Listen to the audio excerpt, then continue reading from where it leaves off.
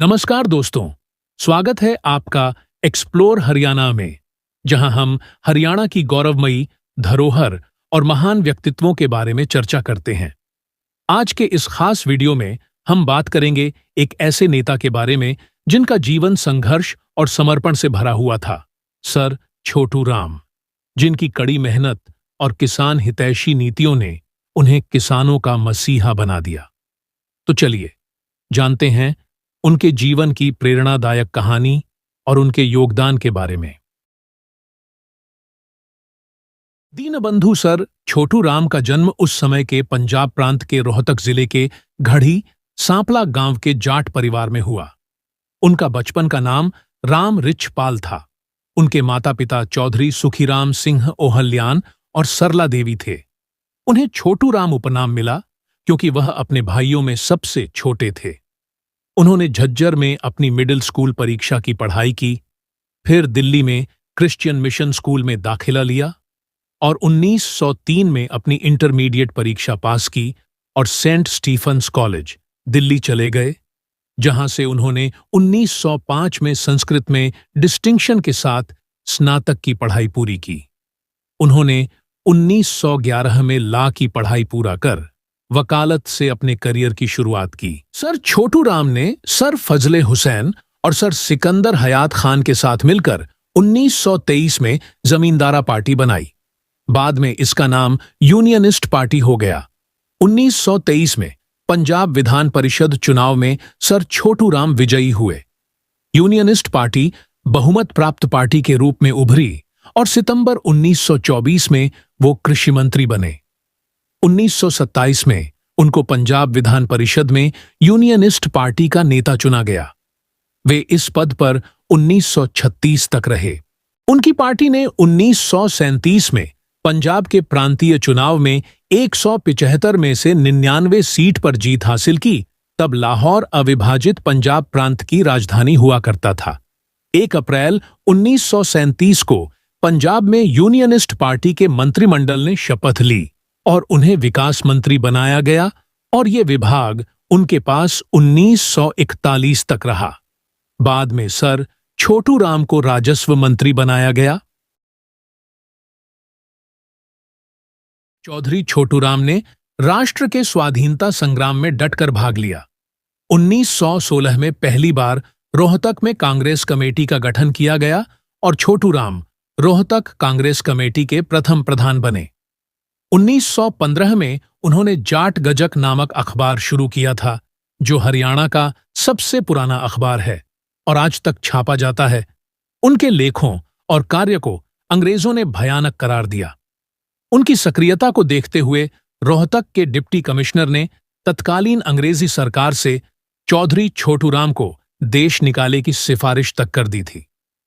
1920 में छोटू राम ने कांग्रेस छोड़ दी क्योंकि चौधरी साहब गांधी जी के असहयोग आंदोलन से सहमत नहीं थे। सर छोटू राम ने किसानों की आर्थिक और सामाजिक स्थिति सुधारने के लिए कई महत्वपूर्ण कानून बनवाए, जो उनके युग में क्रांतिकारी साबित हुए। उनके द्वारा लागू करवाए गए प्रमुख अधिनियमों का विवरण निम्नानुसार है। साहूकार पंजीकरण अधिनियम 1938। यह कानून 2 सितंबर 1938 से प्रभावी हुआ।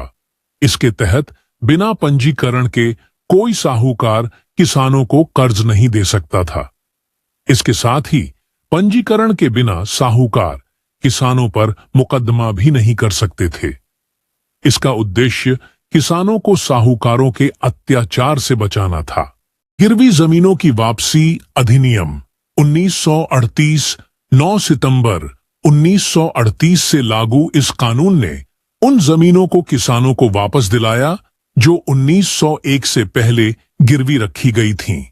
यह कानून किसानों की भूमि को मुक्त कर उन्हें पुनः स्वामित्व दिलाने के लिए था।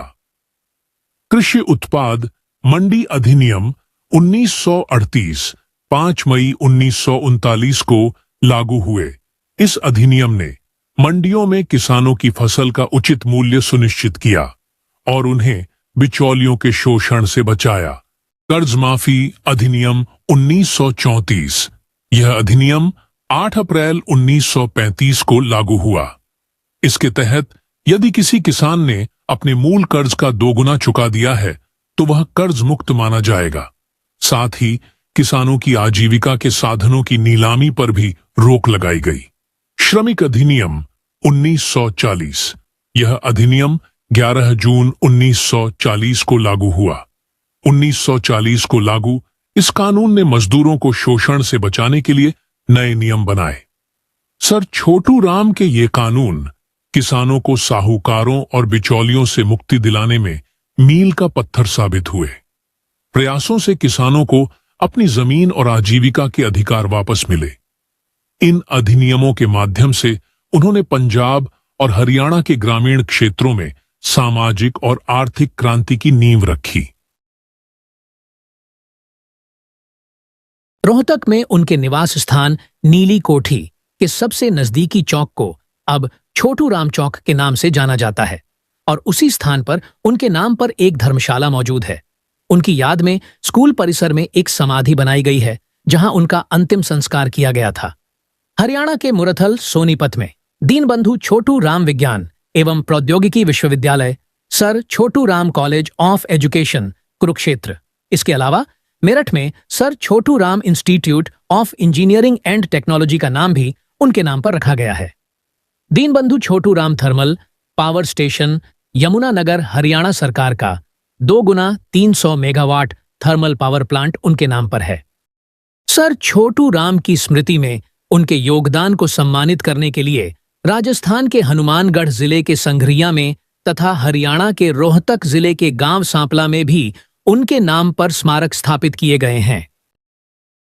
भारत सरकार ने 9 जनवरी 1995 को दीनबंधु सर छोटू राम पर एक स्मारक डाक टिकट जारी किया। छोटू राम ट्रस्ट रोहतक द्वारा उनकी जन्मस्थली गढ़ी सांपला में उनकी हरियाणा में सबसे ऊंची 64 फीट की प्रतिमा बनवाई गई। इस प्रतिमा का अनावरण 9 अक्टूबर 2018 को प्रधानमंत्री नरेंद्र मोदी